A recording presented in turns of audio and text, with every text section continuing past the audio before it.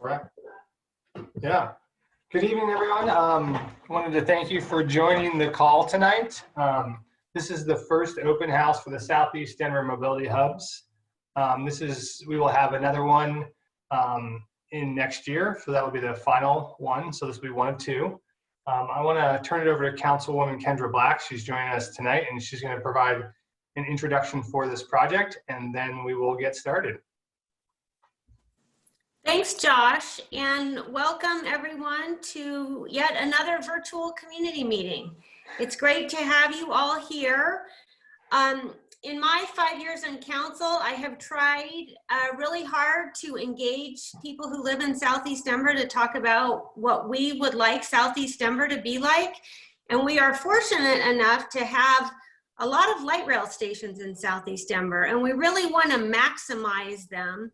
We want to maximize their use. We want to get more people riding transit, and we want to get people out of their cars.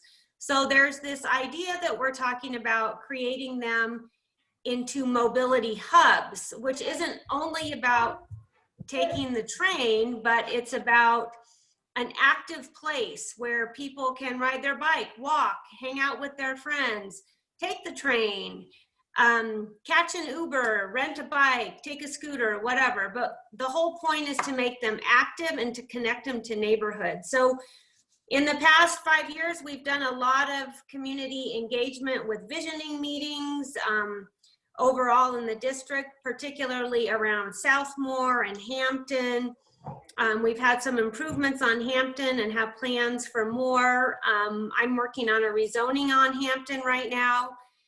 We're also in the middle of doing a Yale corridor study. There's a Highline Canal effort. And next year we're starting a neighborhood planning initiative that will include sort of the northern edge of my district. So there's a lot of things that are happening, and they're all going to build upon each other. So when the time is right and there's money available and there's interested people who want to change the area, we'll have plans that community members participated in. So that's why we're here today. We're building a foundation for the future of the areas around our light rail stations in Southeast Denver. And I'd like to thank the Apex team. Thank you all for putting all this together. I particularly want to thank Stuart Anderson, who is the Executive Director of Transportation Solutions. Stuart works very, very hard to make these things happen, and he is the person who actually made this happen, this whole effort. And also I want to acknowledge Kathy Guile, who works in my office, and you all know her, and she does a lot for Southeast Denver. And with that, I will mute my mic and let you guys take it away. Sounds good. Thank you, Councilwoman Kendra Black. So I will keep this going. I'm going to go over the agenda really quickly tonight. So we'll give a quick introductions of the team here, or the rest of the team who's been supporting us as well. Stuart's going to jump in and provide some project background and overview. As you know, there is many studies that are going on in the area right now, one around Bellevue and then also one around Yale corridor. So we are really going to focus on Southmoor and Yale tonight. And later in the process, we will begin to talk about Bellevue, but tonight we were just going to focus on the two stations. We'll have a brief period for Q&A kind of midway through the presentation, and then we'll talk about some existing conditions and key findings that we found so far in our community assessment. And then we'll get into some of the online engagement that we're also deploying with this project, because we can't be in person with you all as we go through the process. And then at the end, we will also have another question and answer session. So I'll kind of introduce everyone. As we discussed earlier, Stuart is the kind of overall project manager here. I'm Josh Mann with Apex Design. I'm the consultant project manager. And then supporting us is Stephanie Ball with Apex, Phoebe Fuchs with Apex as well. And then we could not do it without Carly Seif and Mark De La Torre with Ferrum Piers and MIG. Also on our project management team is Daniel Hutton from the South TMA, and he is here as well. And then also Paul DeRocher from RTD. So we have a really good team supporting us through this project, and really thankful that they're here as well. And then also Ashley Grace, sorry Ashley, with the City and County of Denver as well. So thank you guys for helping out with this project. We couldn't do it without you. Just before we turn it over to Stuart, just some housekeeping. So on the bottom of your Zoom meeting invite, you have kind of a black bar. What we'd like to do tonight to answer questions is we have a Q&A box. It's almost like a chat box. If you put your questions in there, we'll answer them in the Q&A session, and Phoebe will be monitoring those as we go. So that's one thing. And then you guys will notice you're all muted throughout the presentation. And as we get close to the end, if you do have questions that aren't answered at the end of the presentation, we will be providing a written response to those questions and then posting them on the website. So without further ado, I'll pass it to Stuart to get going on the background and history of it. Good evening, everyone. I'm Stuart Anderson with Transportation Solutions. We're a nonprofit organization that was formed in 1997 to engage both the public and private sector in making improvements for mobility around the community. We play both a role in helping to shape the infrastructure investments. We work directly with employers to encourage them to develop bus pass programs and other items that can encourage people to bike or walk or use alternatives. We try to make it easy. We're not anti-car. We're simply trying to make it easier for the other options that are available that are out there. And as we grow as a city, this certainly has an impact on our quality of life. The concept that we're talking about today is really the mobility hub idea. We have one very large mobility hub, and that's Union Station. And very much our transit system was originally designed around a hub and spoke approach for the whole region.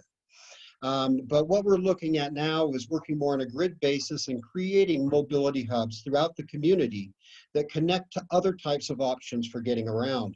And just on the slides here, you can see that we have the one with the bus stop. That's really a neighborhood mobility hub. The first one that will be built will likely be the one in front of the Carla Madison Center on Colfax. So that's really going to be a good example for us. And what we're talking about today is the rail station mobility hub. And with that, let's go to the next slide. This more or less portrays where we're at today in the Denver region. We've invested heavily into rail. We've created these stations. We have bus connections that are there. And we've done quite well in increasing ridership for our light rail system. But where we want to go, going to the next slide, is what we would call the mobility hub concept. And as you can see, the differences between the two slides, here we now have a drop-off area for kiss and ride, and we have bicycles, bicycle storage, we have real-time information for people to use, we have bike racks, car share, and also the technology that allows your smartphone to give you guidance about what options are available around that particular area. These slides I took from the San Diego Association of Governments, so we're not bringing palm trees here, but this was a great example to show you where we are and where we want to get to next. Next slide. We started this whole effort 5 years ago when the University of Denver came to us, and they said that they felt that their rail station, light rail station, was kind of a backdoor to the campus. Not many students and others were using it at that time. It had a very large garage. It had a very difficult access to the platform, having to walk through various car areas that I'll show you in a photo pretty soon. And so what we did at their request is to look at ways to activate the station. And we have the ability as a Transportation Management Association to actually apply for federal funding for various projects. So we put in an application and we were successful in receiving funding to look at DU Station and Colorado Station and looking at ways to make them a more integral part of the neighborhood.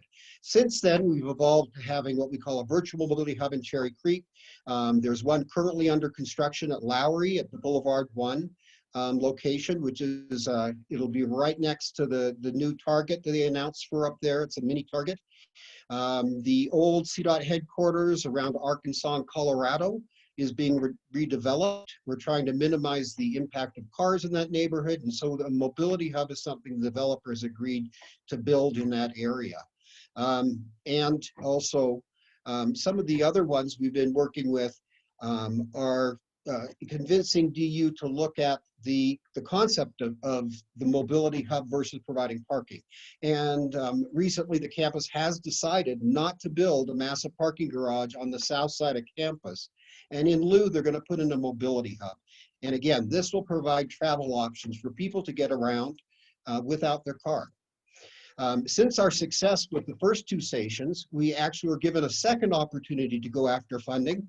And thankfully, Councilmember Black is my vice chairperson on our organization currently. And we certainly have had a big focus on the southeast portion of Denver. And as a result, we were able to successfully get funding for the next 3 stations down. And we partnered with Denver South for a Bellevue station, and then Southmoor Station and Yale are more in our area. And tonight, we're really talking about Yale and Southmoor in particular. Next slide, please.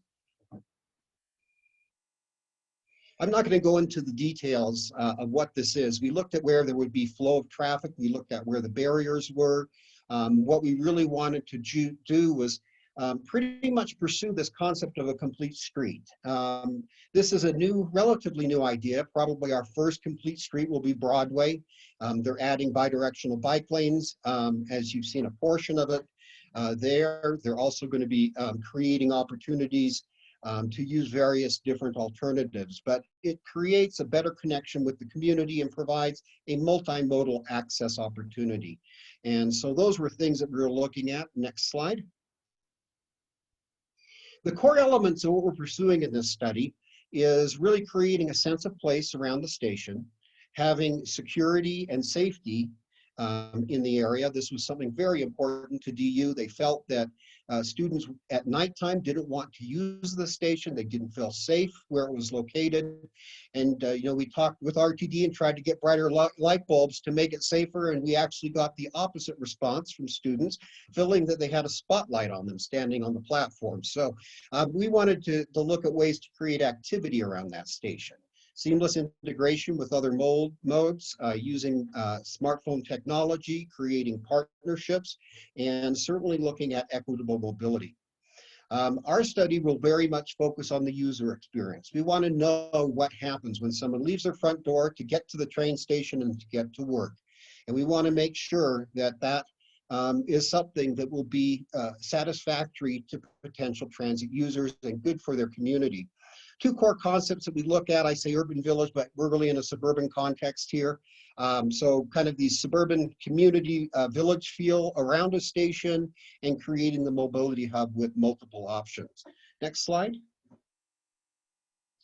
I'm going to quickly walk through what we did at the University of Denver station. As some of you may have seen at the station, there's a big parking garage. People have to walk across all those lanes to get to the platform, and that wasn't something that was very comfortable. Next slide, please. What we looked at is we came up with a plan to redesign the area around the garage. We plan to move the entrance to the garage to the other side and create a plaza next to the platform. We hope that with future development, there are a couple of entities that are looking at wrapping the garage with either micro-housing that would be targeting the graduate students, or an innovation center for small offices for people who like to work with the university. In the lower right-hand photo, we created a micro-transit service. You can see the Chariot bus that's there. And we also created a bike share program with 200 bikes spread out throughout the campus. And we put those at the station and at other locations throughout the campus. Following this, we were actually successful in securing $8.4 million in infrastructure improvements, thanks to the general obligation bond from the city of Denver. And so we are hopefully moving forward with some of these improvements, hopefully starting next year. Next slide, please. We tested out the idea of microtransit. We did that also in Cherry Creek and also around the DU campus. DU campus has been amazingly successful Pre-COVID, we had up to 1,300, 1,400 folks that would use it on a regular basis. And so it had a tremendous impact on students using the transit more often. We followed this up by applying for a federal grant to get a driverless shuttle. Campus setting is ideal for this. We got very close, but we didn't get it. But we're going to go back again and ask for that. But we're looking at a variety of ideas. Next slide, please. Colorado Station, just quickly looking at what we covered. Going to the next slide, please. It's a very different context. What we felt is that we wanted it to be designed better for pedestrians and cyclists. And we also wanted to look at items that would improve the experience. We heard from many users of the station that they don't like that trench feel, and the lack of a ceiling bothers a lot of folks. So we actually are proposing to have that covered. We're looking at straightening out the roads so that people can have access through the area while preventing traffic from flowing into the neighborhoods around the area. We are very fortunate. 2 developers have stepped forward and want to design properties that are within the concept that we talked about for this area. And so we're happy with some of the changes that are coming about. Next slide, please. So the core element is really a Main Street atmosphere. The Main Street atmosphere, if you look at the upper portion, in the upper left is a Dave & Buster's store, and the Main Street now is lined with, they have restaurants, other items that will be coming there. What our plan is to turn that Main Street to go south along Bel Air, and that Main Street would be very pedestrian focused, and we would also take the bike path from the end of the bridge all the way through to University Boulevard, a bidirectional bike path. Next slide. And this is the plan that we have for Bucktel. And I'm pleased to say that it is funded and that we will be eventually creating that in the area. It may be a little different from this rendering, but that certainly is one of the things that we're doing, and we're looking at this for all the stations. Next slide, please. So with that, I'm going to turn it back to Josh, or Stephanie, excuse me, to talk a little bit about the project progress. Thanks, Stuart. Yes, and again, I'm Stephanie Ball with Apex Design. I'm a transportation planner. So I'll just be walking you through the progress that we've made so far on the project and kind of our timeline and what else we have left on the project. So we started up this project in June, and then we began gathering information about the stations. There's been a lot of planning efforts around each of these stations. So we reviewed all of the previous plans and concurrent plans actually as well, and so and came up with a list of projects that are still outstanding. And then we also have completed some site visits and infrastructure evaluation, as well as gathering some information generally about the station demographics, transit ridership, and all of those types of things. So we have developed a draft station assessment that we do have on our project page, and we encourage you all to take a look at that.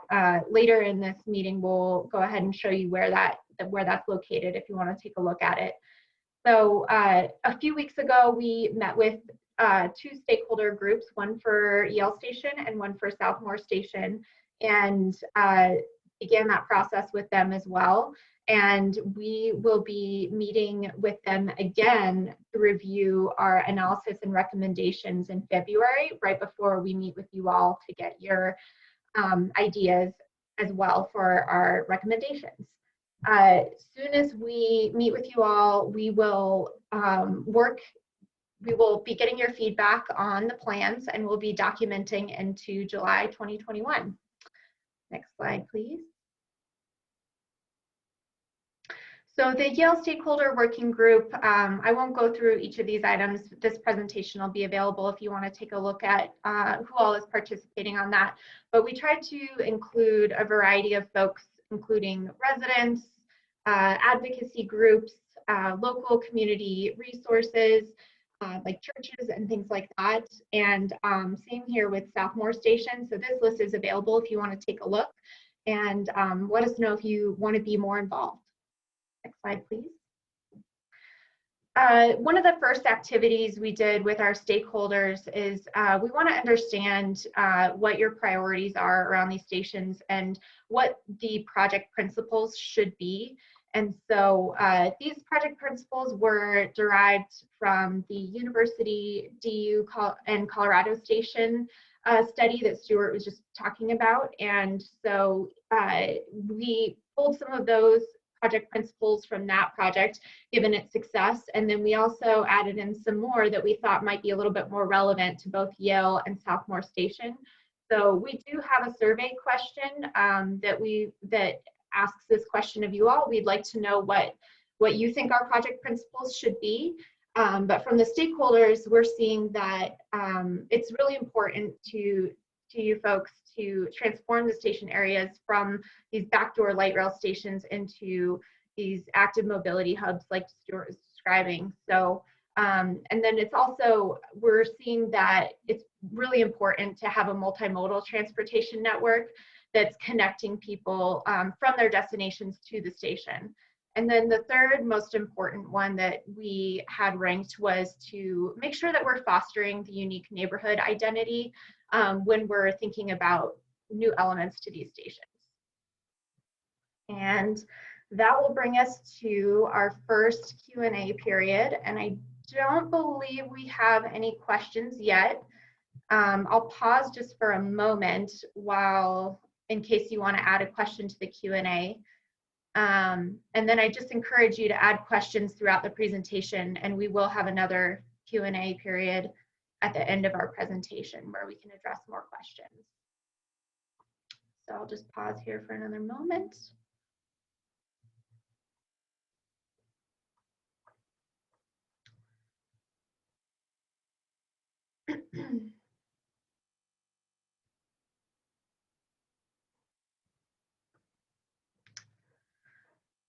And we will, oh, okay, we're just getting some in here. All right, let's see. All right,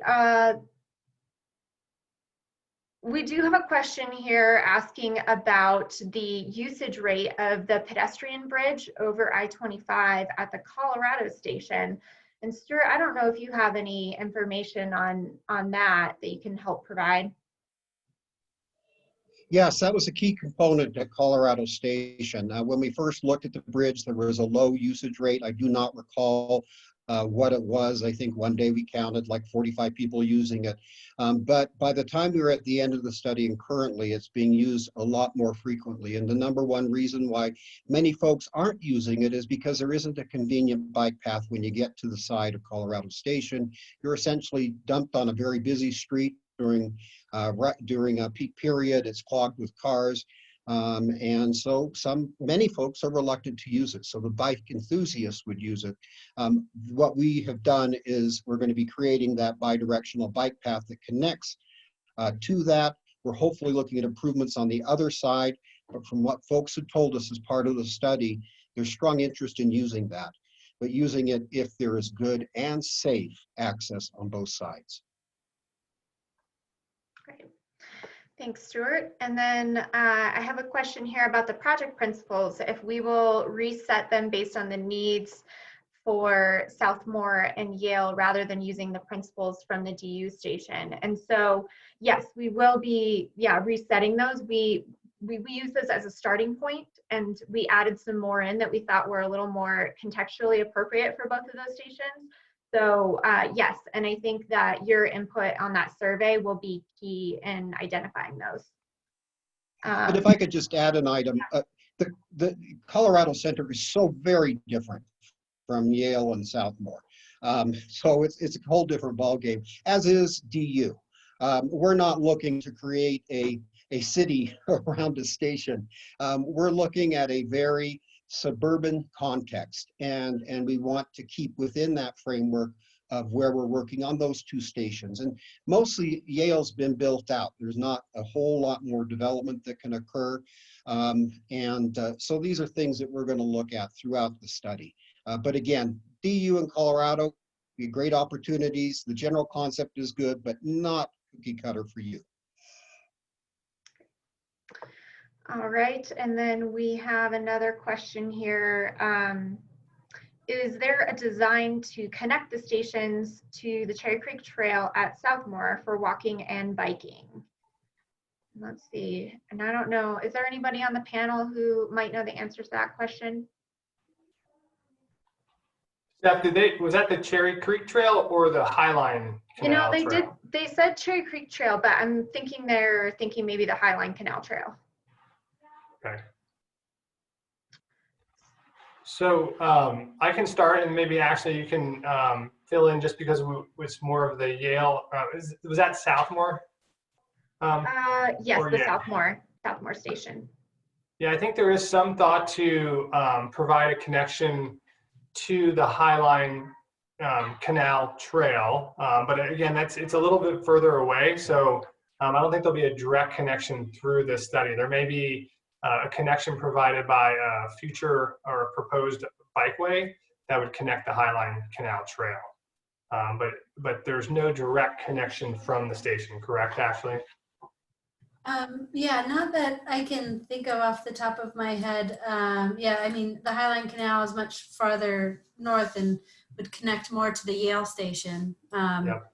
But I'm not aware of any ideas out there currently about connecting Southmoor to the Highline Canal, but that could be, I feel like, something that's identified through this process.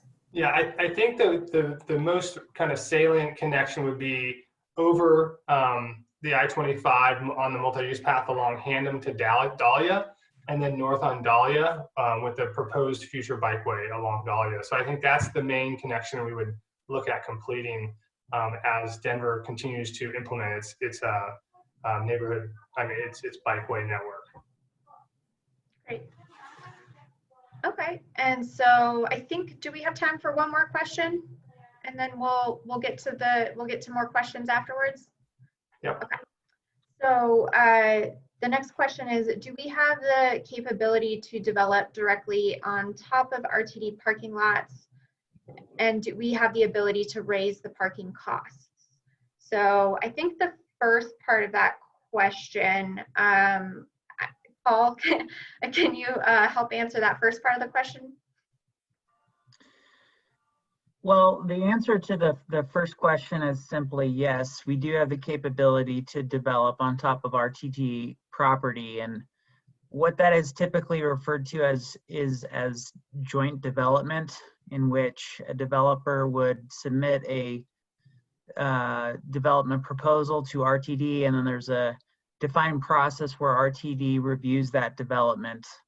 I suppose the most salient example is at Alameda Station, where we worked with a developer to develop some pretty significant portions of the parking lot there into fairly medium density housing. So that would be a good example. So definitely possible. The parking cost question is a little more tricky.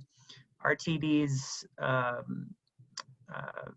legislation actually prevents us from charging for parking beyond the point of quote unquote breaking even on the operations costs. So that is an area that is actually under consideration right now. So definitely looking at that, but right now we're required to allow them to be free to people living within the district for up to 24 hours. After 24 hours, you can be charged, I think it's $2 per day. So there you go. And I'll put a link into the TOD page if people are more interested in learning about how RTD does TOD, transit-oriented development.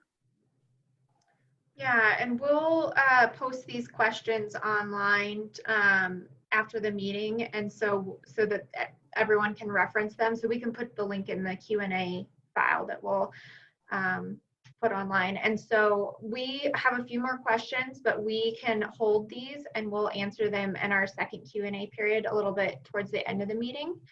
And again, I will be showing everyone our project kind of hub and homepage so you can see where all these resources are. So with that, I think our next section, we're just going to go through some of our key findings when doing our previous plans and infrastructure evaluation.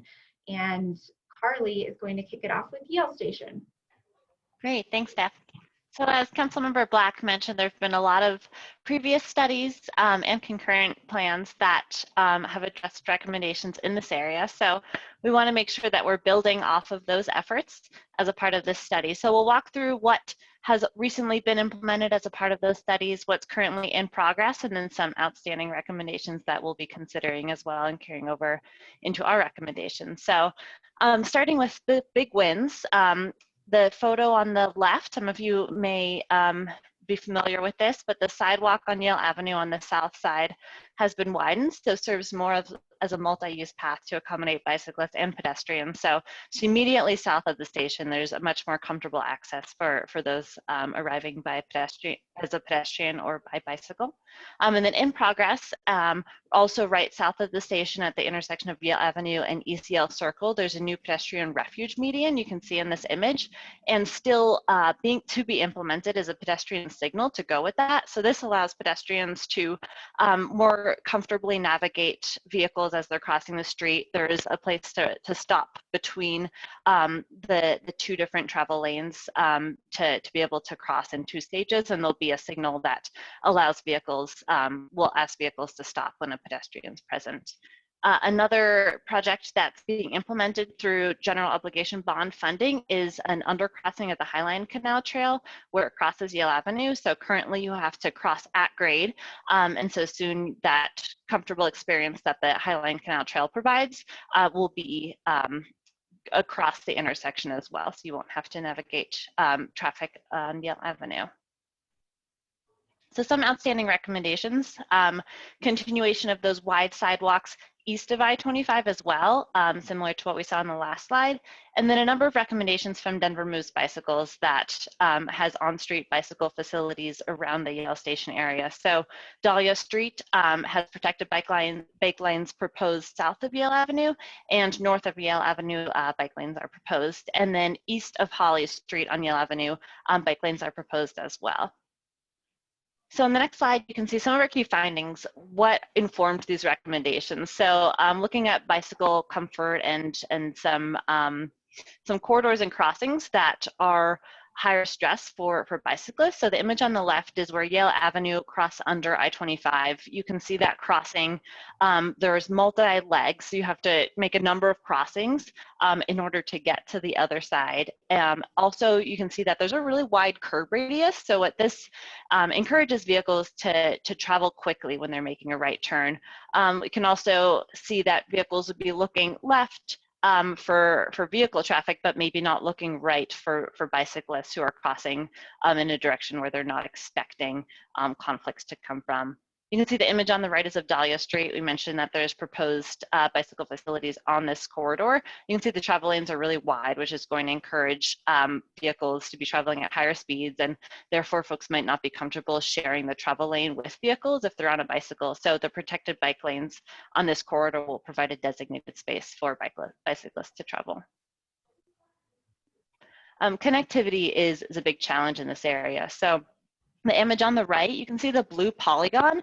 What that shows is a 10-minute walk shed. And I saw there was a question in the chat, why 10 minutes? This is generally best practice as to how far folks will walk to access a high-frequency transit station. So we would expect to see this polygon about halfway to the dotted circle. If, as the crow flies, you should be able to travel about half a mile in 10 minutes. But instead, we're seeing this smaller polygon, especially on the north side, where 10 minutes from the station, because of I-25 as a barrier, you really cannot travel very far. There's a disconnected street grid, so people have to travel out of direction in order to access the station or their house or place of work from the station. So a number of barriers to overcome that creates longer travel distances. You can see the image on the left. This is of the sound wall right next to I-25. So some of you may be familiar with this, but we see the need to kind of travel along the sound wall and then to access the service road where there's dense residential next to it. Out of direction travel, and there's a desire line there, also called a goat trail, where folks are walking where there isn't a sidewalk in order to get there faster. So potential to consider bicycle and pedestrian cut-throughs or ways to increase the connectivity of the street grid around the station. So this is another example of the disconnected street grid. So the image on the right shows accesses to the station itself. So there's some points where the street grid meets the station that don't have access points. So this is something we'll consider, understanding that there's implications of that as well, such as with additional parking. So a part of the study will look at Vassar Avenue and what does an access look like? What are the pros, cons of that? As well as an additional access kind of through businesses. So working with businesses in the area to consider what opportunities are for access points. And then lastly, activation of the station area. So this image was taken during COVID, so it looks very quiet, but what can we do at the station area, such as increased landscaping, opportunities for more shade, great bike parking, is that sufficient? So really want to engage in these conversations to see if there's additional end of trip facilities or opportunities for ground floor retail at the businesses to make a more active experience and thus increase personal safety and encourage more usage to the station.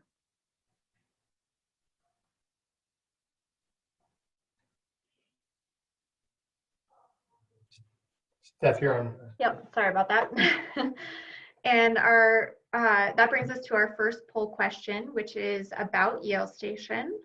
And you should be seeing it pop up on your screen right now. The question is, if you were to evaluate this project in 10 years, what outcome at Yale Station would indicate a successful project? And we'll just give folks just a couple minutes to start adding in their preference.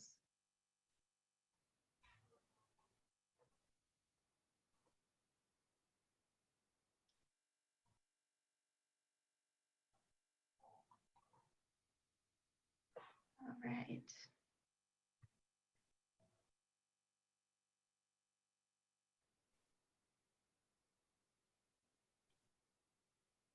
Looks like we have most results in, so I'm just going to go ahead and end the polling and share the results with you all. We also will be documenting this and recording it when we are looking at prioritizing our recommendations. All right. And great. So it looks like the vast majority of folks, what's important to them are safe and comfortable bike and pedestrian access to the station. I think that makes a lot of sense with Yale corridor kind of acting as a barrier to the station. So thank you everyone for participating in that. We will now move on to the next station, which is Southmoor Station. So take it away, Josh. Great, thanks, Steph. So similar to what Carly talked about, we want to review some of the big wins, some of the projects in progress so far for the Southmoor Station, and then also talk about kind of the key findings as well. So what's the biggest kind of big wins is the medians on Hamden Avenue from Monaco to Tamarack. So that's both a pedestrian and motor vehicle improvement, a safety improvement. So kind of providing a little bit of access control along Hamden, but also providing the ability to cross that pretty wide street in 2 stages. Also included in those improvements with the medians are kind of signal improvements and pedestrian refuges at those medians. This picture on the right shows the idea is to do pedestrian improvements. This is Locust and Hamden. You can see the medians didn't quite make it up here. So extending those medians through up to this intersection and providing some refuge for pedestrians crossing this long crossing as well. So that's a project that City and County of Denver is going to be moving forward shortly. Another kind of in progress that Councilwoman Black and her office has been continuing to move forward is there was a ULI TAP project that was done a while ago that really wanted to figure out if there is some capacity to kind of revision this area around Southmoor Station. It's pretty dated right now. There's an old grocery store, an older theater, and with COVID, it's even hit a little harder. But the idea here, they also did another look at what could happen around here. Again, how do you engage with the existing neighborhood and come up with some development that's appropriate for this area around the TOD. So out of that is two kind of station area planning efforts. These are some of the ideas that folks really felt appropriate for that station. And one of the examples where folks really liked was Stapleton and 29th Avenue. It's kind of their suburban village area.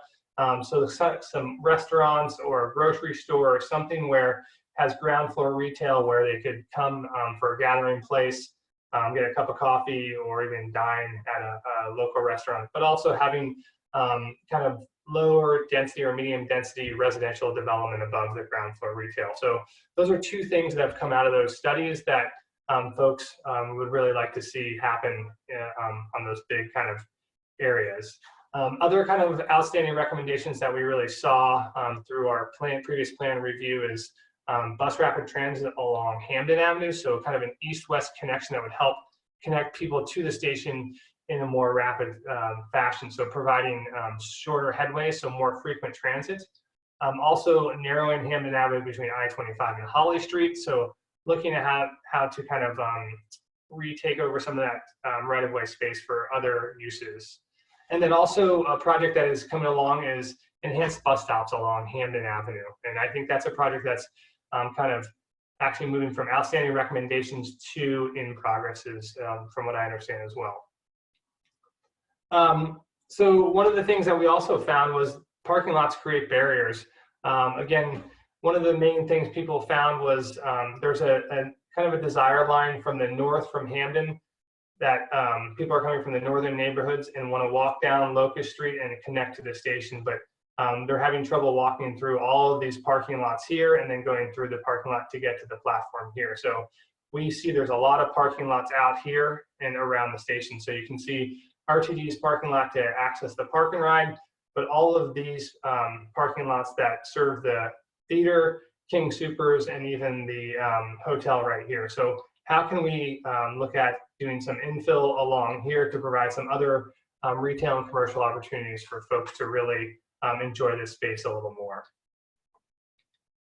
And then one of the things we really found too was there's no access west of the interstate. So as you guys probably know, the station is located on the west side of I-25. There's a tunnel that accesses that from the east side. But if you're on the west side and you go to Thomas Jefferson High School or in this neighborhood, you really have to walk up through the neighborhood and then along Hamden and then down Monaco and over to the station, which I think is about a 20 or so minute walk to get to the station, if I remember correctly when we were kind of mapping it out. Also, the access along Hamden is pretty uncomfortable. I was walking with my daughters doing a site visit and saw this woman here, and she had to wait 2 or 3 or 4 minutes before someone would actually let her go and cross and then head towards the station. So it's a little scary at times, and hoping to improve that experience. So those are the things we found about the Southmoor Station. So we want to do a similar poll question to what we did for Yale. All right, I've just launched the poll. And same question, if you were to evaluate this project in 10 years, what outcome at Southmoor Station would indicate a successful project? So again, I'll just give it a minute here to let the results come in.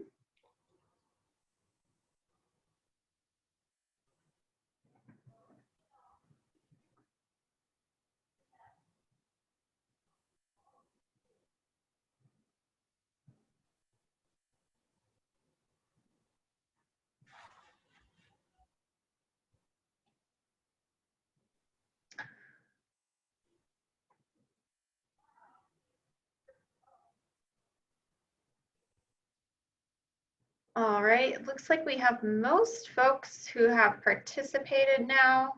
So I'm going to go ahead and end the polling, and then I'll share the results with you all.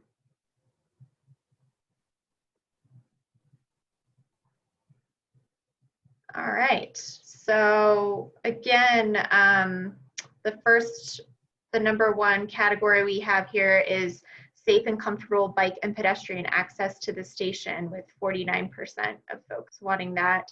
But coming in a close second, we have amenities around the station. And so I think that's really relevant to what Josh was just talking about in terms of what's around Southmoor Station and the immediate area. So thank you, everyone. Again, we will be using these results. So thank you for participating. And with that, we can move on to the next slide. All right. So I am going to go ahead and share my screen, and I will walk everyone through our project page. Let's see, just give me a moment while I share my screen. All right.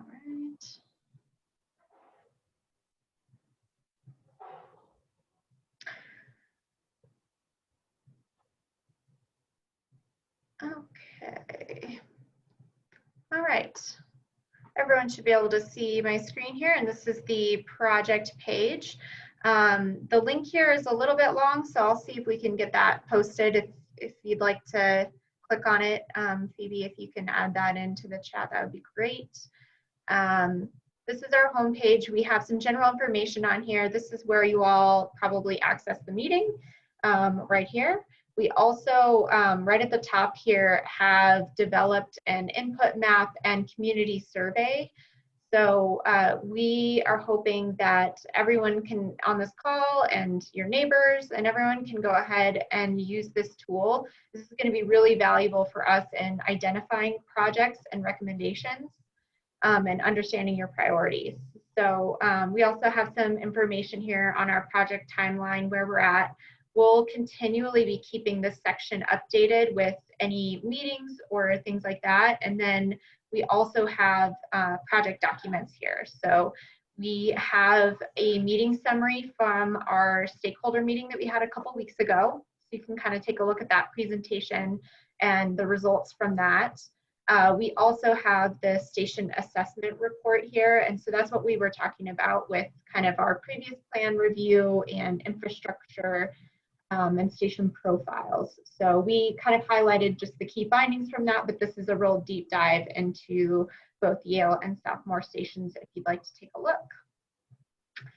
All right, so if you'd like to use the survey and input map, you can just click on it here or at the top of your screen in the navigation. And that will take you to the map. And so the first thing that pops up here is the survey on the left. And it's going to ask you just several questions about your travel behaviors and your priorities. And so we'll use this in terms of identifying projects and understanding your priorities for your community. So when you're finished submitting that, we have this map here. And so these dashed lines are kind of the 1 mile area that we are studying as part of this project. And so we have Southmoor Station down here, and then Yale Station here. So as you can see, there's already quite a few points on here. And so we actually opened this up to our stakeholders and asked our stakeholder groups to complete site visits and add their observations to this map. So if you click on these points, you can actually see that you can see a comment, and you can see that they've added a photo of what they're talking about, and you can choose to either like or dislike that, or you can add your own comment. To add your own comment, you basically take one of these points and you drag it onto the map, and it will bring you to some more details about what we're wanting to hear from you about your challenges, and then you can add your comment in the box here. Your name and information and email is all optional, so you do not have to add that information in. But if you would like us to document that, we're happy to do that as well. You're also welcome to attach an image to your comment. Now, if you do attach an image to your comment, it does have to go through a review process, so that won't show up right away. but we will get it reviewed and get it online. So with that, that is the tool, and this will be open for the next 3 weeks, and we hope you all can jump on here and check it out. I'm going to stop sharing my screen, and Josh, if you'll bring yours back up. Thank you.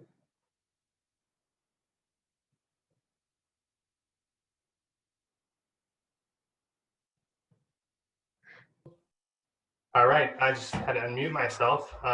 So kind of next steps, we're through our presentation and we'll get to questions and answers in just 1 minute.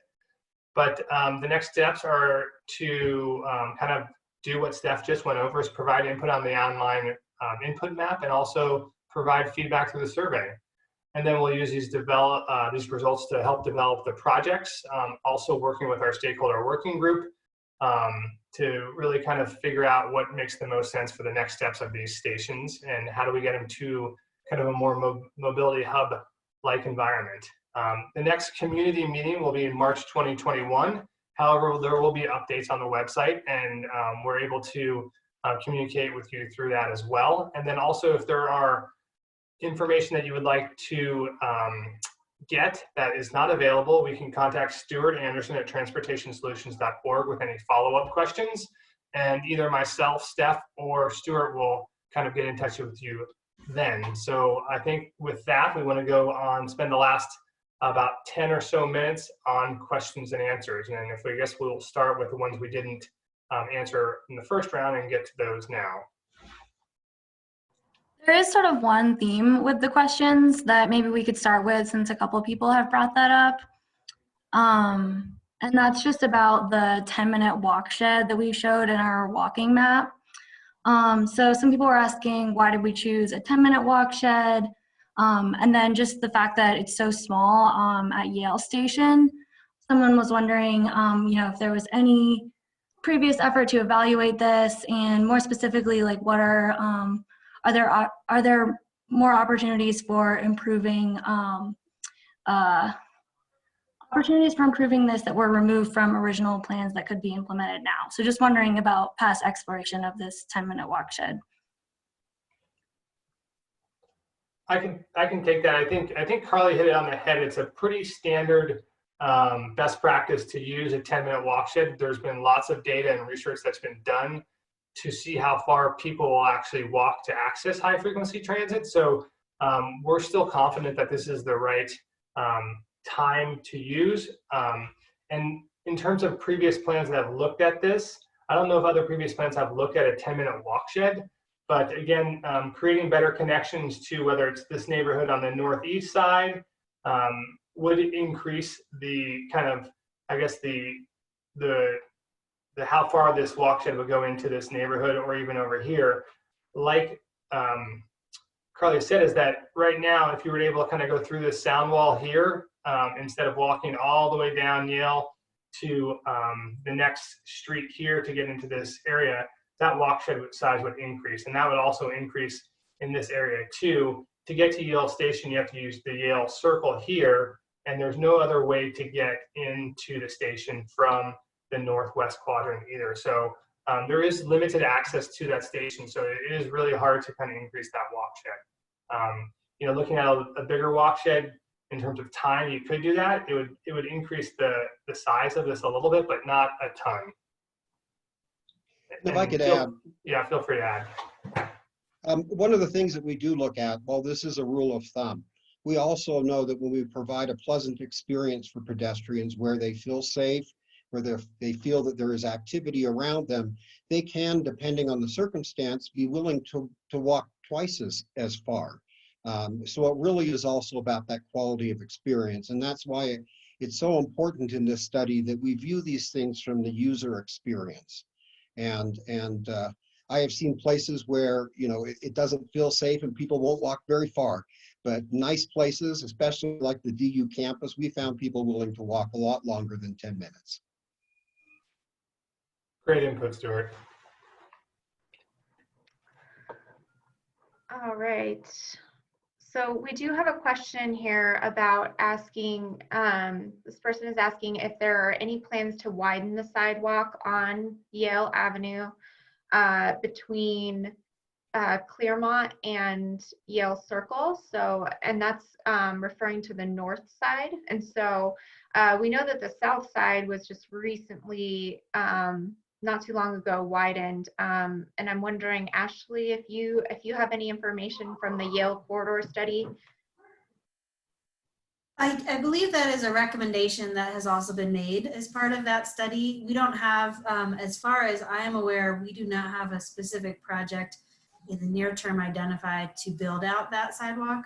However, I think it'll be identified both in the Yale corridor study as well as likely this study, which definitely kind of bumps it up as more of a priority. So I think it'll be something for us to continue to push forward following the conclusion of these, but there's no specific project at this time that would be doing that. Great. We also tend to make safety our highest priority. And having looked at that sidewalk on the north side, it is a hazard. And so it will likely be something that we rank fairly high. And it depends on your input. So please provide input on that. All right, here. So we have another question about Dahlia. And so I think this question came up during when we were discussing the bicycle facility on Dahlia, and that there's lots of cars parked on that street. So what will happen with that street parking? And Josh, maybe you can kind of kick this question off. Sure. I'll take a first stab at that. So as I think right now that's a proposed recommendation in Denver Moves. And so the typical process for that is to actually, the city would create a project that would look at all of the extent of Dahlia to see if a protected bike lane is the most appropriate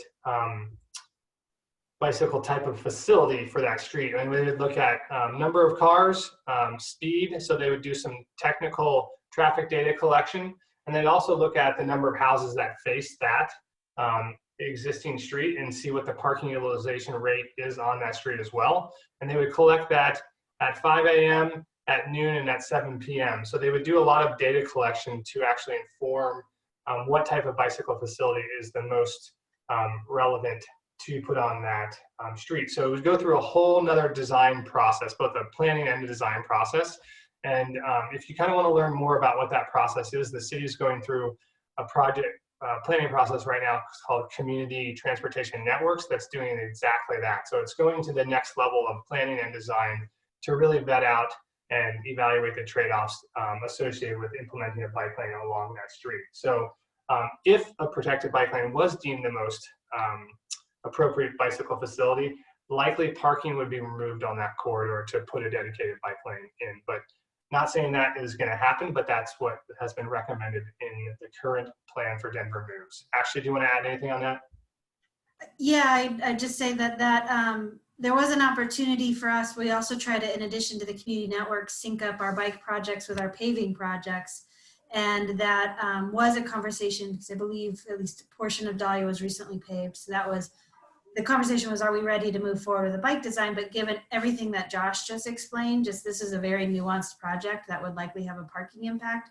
We don't want to rush into those. We want to make sure we have a robust planning and design effort that's attached to that, because that has significant impacts to the community. So that has been something that we are going to anticipate needing, kind of that more robust process. So I don't have a strong sense of when exactly that one will happen, because this isn't part of one of the community networks. But you know, I think that's definitely an important connection in the area we are looking to implement sooner rather than later, but will require that robust design process. Okay, so we are at 6:30. We have a lot more questions. So I think what we will do is we'll make sure to put together some answers to all these questions, and we'll get them posted on our website that we just showed you, so that you can get that question answered. And yeah, with that, I will let Josh and Stuart close it out. But thank you, everyone. Great. Well, I'm going to answer two of those questions because they're super easy. For a bike shed, we usually find people can go up to 3 miles. And so whoever asked the question about 2.5 miles, you certainly are within that range. And we also have bike enthusiasts that will go very long distances. But the majority of folks really are within that 3-mile radius around a station area. We really value your input this evening. We want to hear from you. We are a nonprofit, so we don't have an agenda to build big buildings or take away things that are important. Our role is to engage public and private sector together to make improvements that benefit all. And you're the audience for these improvements. So please communicate to us what's necessary and what's needed. Oftentimes we can overlook very important things that we rely on you to let us know about. So with that, you have my email if you have any questions. I'm going to pass it back to Josh for the closing word, and thanks again. Great, thanks, Stuart. Yes, thank you everyone for coming out tonight. I think it was a good turnout. We had close to, I think, 50 people participate. And I think there's some great questions that have been asked. And like Stephanie said, we will get back to you in terms of providing written responses and posting them to the project website. And then within the next day or two, we will post this presentation and any of the Q&A that did not get answered, and then also the Q&A that was answered. We will also post the presentation and then look for an update soon for the next community meeting as well. If there's nothing else, I'll say thank you again for attending and talk to you soon.